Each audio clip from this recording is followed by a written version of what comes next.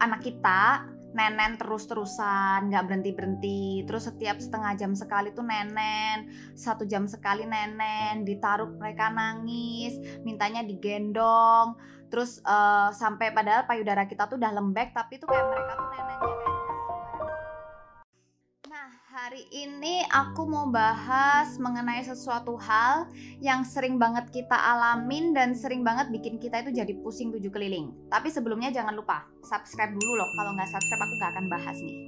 Jadi gini, pernah nggak sih kayak baby itu anak kita nenen terus-terusan, nggak berhenti-berhenti, terus setiap setengah jam sekali tuh nenen, 1 jam sekali nenen, ditaruh mereka nangis, mintanya digendong, terus, sampai padahal payudara kita tuh udah lembek, tapi tuh kayak mereka tuh nenennya kayak nggak sabaran banget sampai kayak ditarik-tarik seperti itu.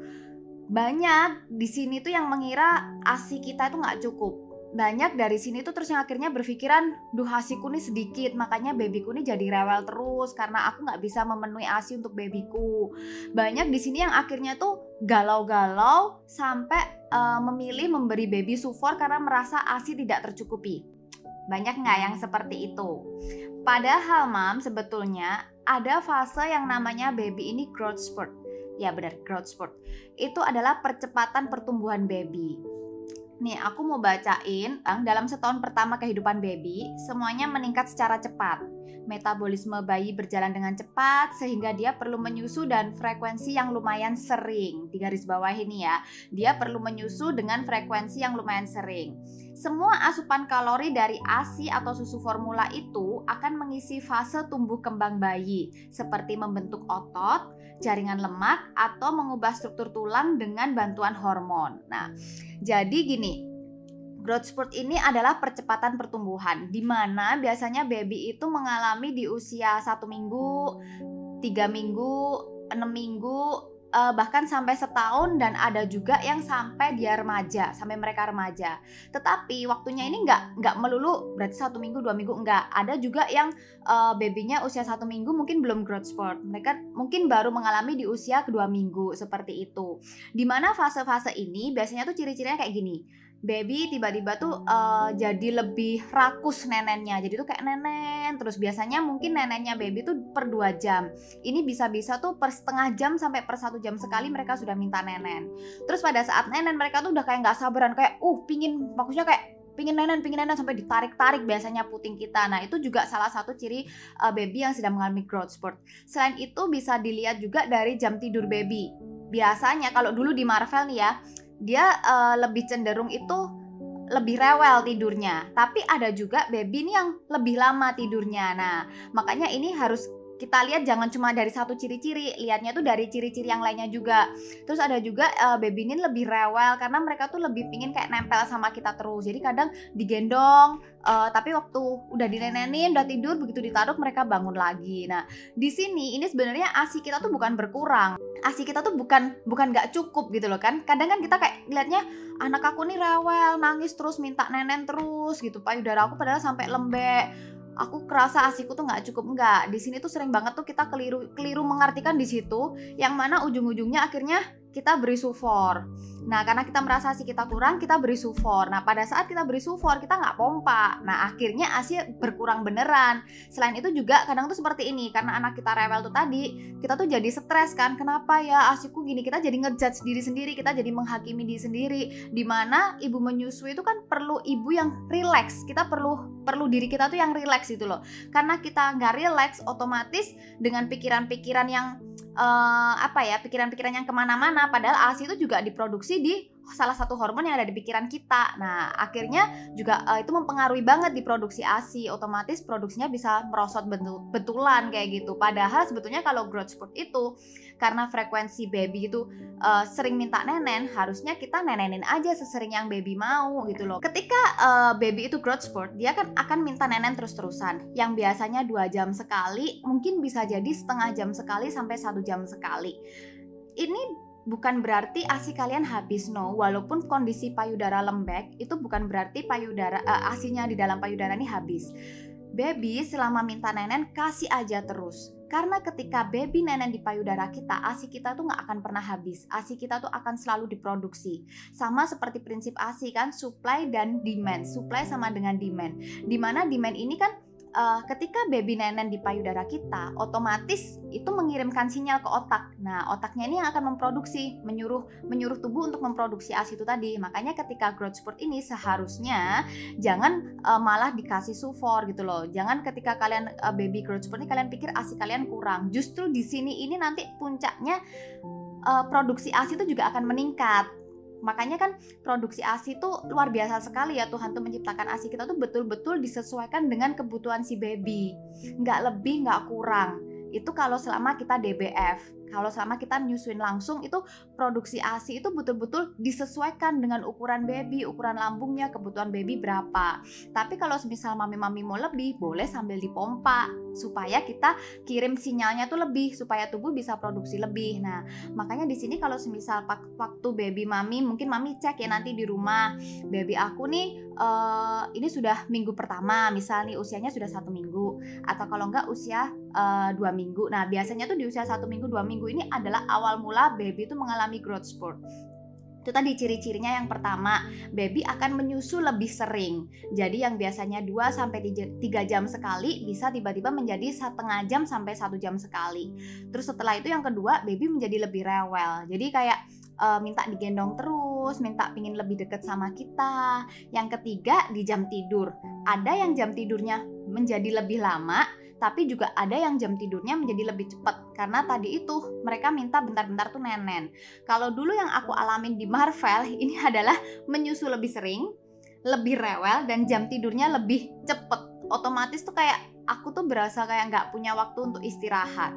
Nah, terus gimana nih ngatur jadwal pompanya Mam selama baby growth spurt? Aku tetap atur jam pompa ini per 2 jam sekali. Jadi ini aku selipin sedikit untuk mengatur jam pompa selama baby growth spurt ini. Aku tetap mendahulukan baby nenen. Jadi ketika Marvel minta nenen setengah jam sekali sampai 1 jam sekali, aku tetap kasih Marvel nenen. Tapi ketika di jam pompa, misal nih biasanya aku pompanya tuh setengah jam per 1 payudara, itu aku kurangin jadi 15 menit per 1 payudara, karena kan udah dikejar sama baby nih neneknya per 30 sampai 1 jam sekali. Terus waktu aku pompa di 2 jam berikutnya, itu aku akhirnya pompanya tuh separuh aja gitu loh, karena aku pun juga maksudnya aku nggak mau sampai Marvel ini kekurangan ASI, walaupun aku tahu sebetulnya ASI itu nggak akan berkurang, tapi aku mau tuh kayak ketika Marvel nenen itu payudara aku tuh masih lumayan ada, maksudnya lumayan kenceng lah, karena gini, kalau payudara kita lembek itu baby tuh juga kesulitan, otomatis kan aku harus bantu sangga nih kayak gitu kan. Tapi ketika dia payudara kita tuh agak maksudnya agak kenceng gitu, itu tuh mereka pelekatannya juga lebih enak. Aku sih merasanya seperti itu. Tapi ini balik lagi ke kenyamanan mami-mami masing-masing. Kalau semisal kalian nyaman dengan menyusui di saat payudara lembek juga it's okay, nggak masalah gitu loh, pompa aja gitu. Tapi kalau semisal kalian sama kayak aku sih lebih senangnya gini, per 2 jam, tapi setelah Marvel nenen aku pompa sampai habis, seperti itu. Jadi sebelumnya Marvel nenen aku pompa sampai separuh, setelah Marvel nenen aku pompa lagi sampai habis ya. Seperti itu kalau untuk menyelengi jam pompanya.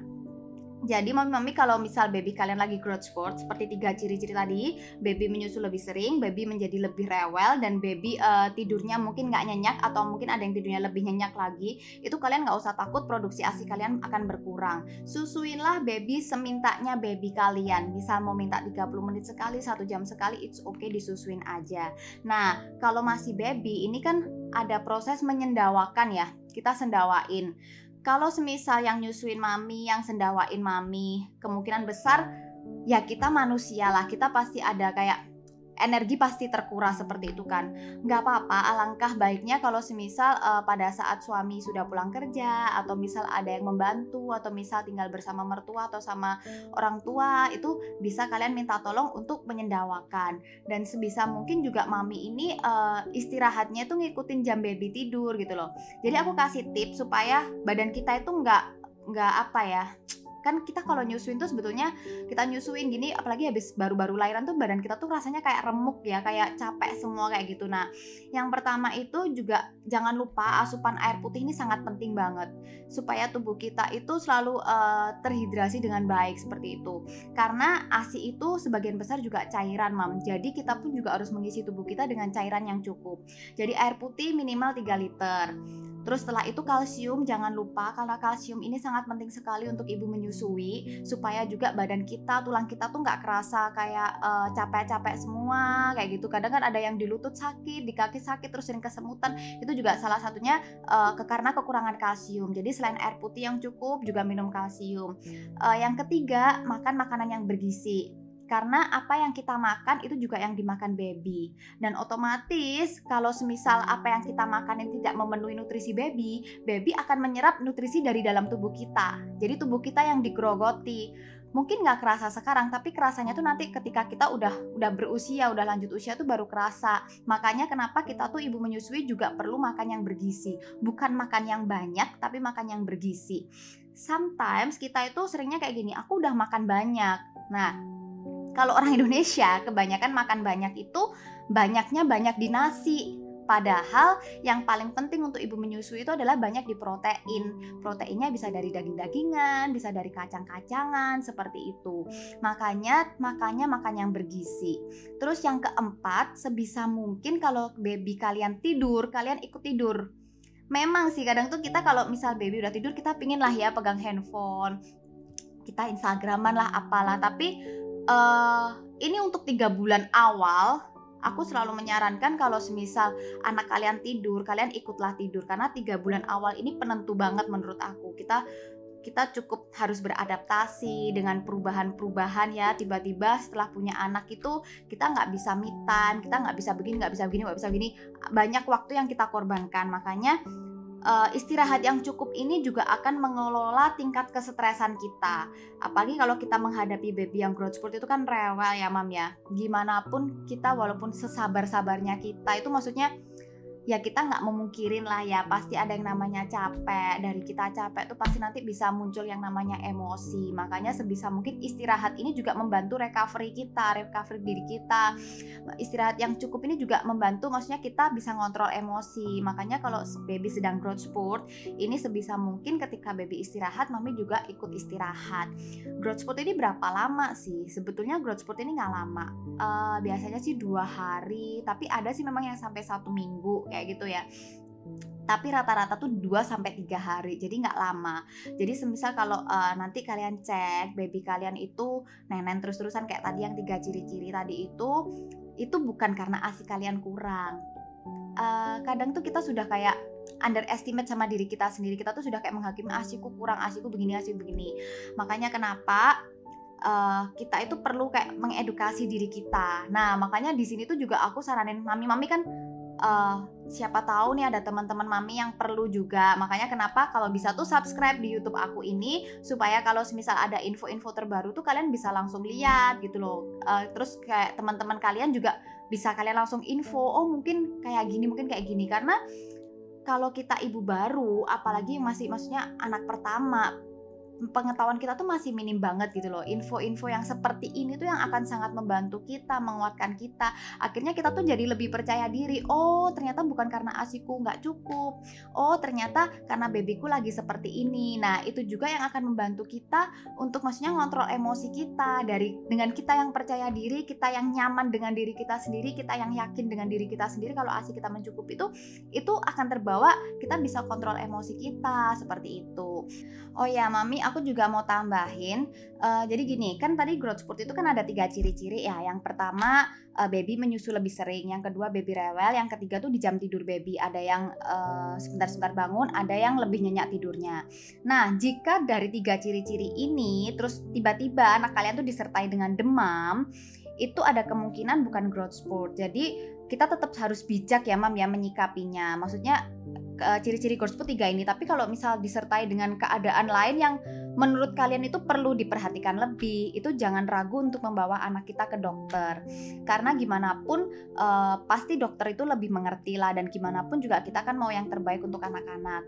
Jadi kalau memang ada 3 ciri-ciri ini disertai dengan gejala lain, misal anak jadi tiba-tiba kayak demam, terus lebih rewel lah, atau mungkin kayak kalian cek walaupun dia sering nenen tapi kok maksudnya kayak pipisnya itu di pampersnya kurang, seperti itu. Jadi karena baby rewel itu bukan melulu tentang growth spurt juga gitu loh. Jadi tetap kita yang bijak, semisal dari 3 ciri-ciri ini disertai dengan gejala yang lain, jangan segan-segan untuk membawa anak kalian tetap periksa ke dokter. Tidak perlu takut untuk meminta bantuan. Ketika kita minta bantuan itu bukan berarti kita tuh nggak mampu gitu loh, tapi tetap kita harus mengutamakan ketika kita bisa beristirahat, ketika kita juga bisa meminta bantuan untuk ya sementara lah membantu, hanya sekedar membantu menggendong anak kita atau menyendawakan anak kita. Sebetulnya saat-saat itu juga kita bisa melepaskan kesetresan kita, melepaskan capek kita, sehingga kita pun juga lebih bisa mengontrol emosi. So buat mami-mami, semoga YouTube aku ini bisa membantu kalian. Jangan lupa subscribe karena akan banyak informasi-informasi yang aku bagikan lewat YouTube ini. Semoga dari YouTube aku ini semakin banyak juga ibu-ibu yang bisa kita support. Jadi kalau misal ada teman mami-mami yang membutuhkan, jangan lupa ya juga diinfoin YouTube aku dan mereka juga disuruh subscribe. Oh ya, satu lagi, ada podcast juga bisa di follow podcastnya. Mungkin itu aja dulu. Nanti berikutnya aku akan lanjut di next YouTube. Kalian yang mau kasih masukan, bisa lah kasih masukan mau dibahas tentang apa. Oke, see you.